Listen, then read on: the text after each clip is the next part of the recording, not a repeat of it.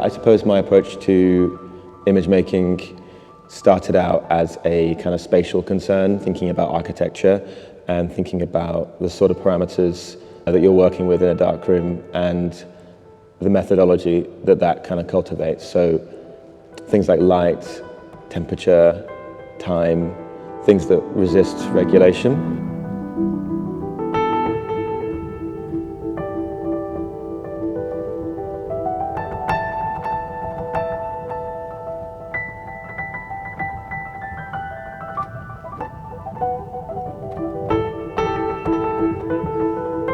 This exhibition, Strong Water, at Camden Art Centre, takes its title from a Latin phrase, aqua fortis.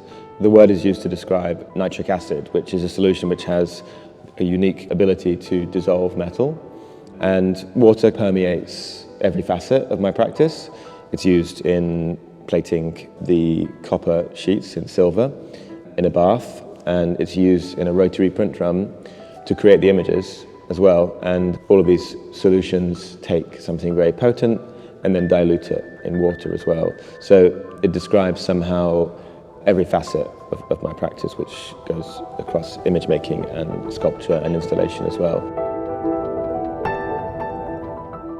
The central space and the work housed in the vitrines in the skylight prime the viewer for the exhibition in Gallery 3. In this room, light is made to pass through liquid iodine, and daylight is tinted with the colour and carries that orange hue that the liquid has naturally into the space. The water inside is condensing and forming in droplets.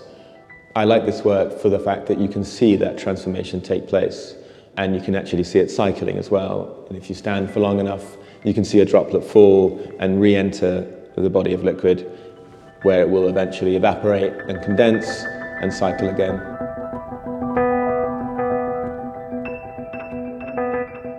One of the photographs in the exhibition is a moth, and the transformation that takes place inside a cocoon is one of the most kind of drastic and profound transformations that I can think of.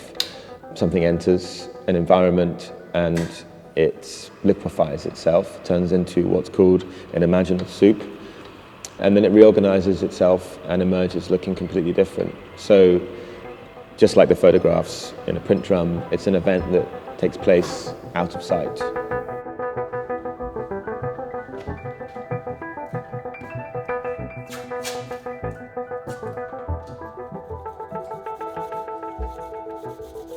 The frottages in this exhibition are made by taking a copper sheet, which is thin enough that if you press it against the surface and apply pressure, it will leave an impression. The subject of these is the interior of my studio. The darkroom and the studio is a sort of autonomous space, and so taking rubbings from it feels like it gives that space an opportunity to author its own image. The third frottage in Gallery 3 is positioned here in relationship to the brickwork on the exterior of the building. And you can see up close graffiti kind of housed inside the curvature of this arch. The building used to be a school, so the trace and passage of time also is written into the building as well. And this amplifies this idea that the building is kind of authoring its own image somehow.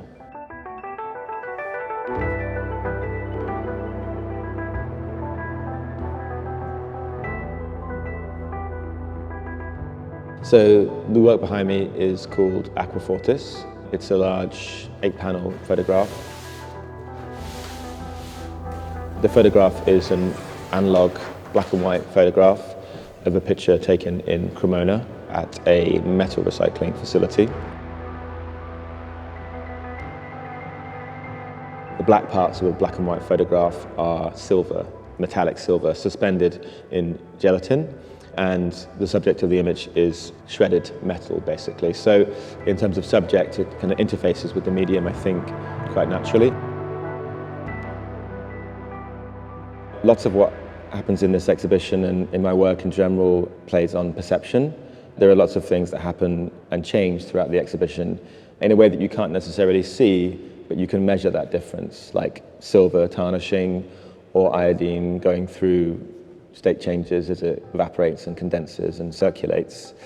So I'd like for people to acknowledge and think about events and changes that happen that can't be measured and reproduced and manufactured.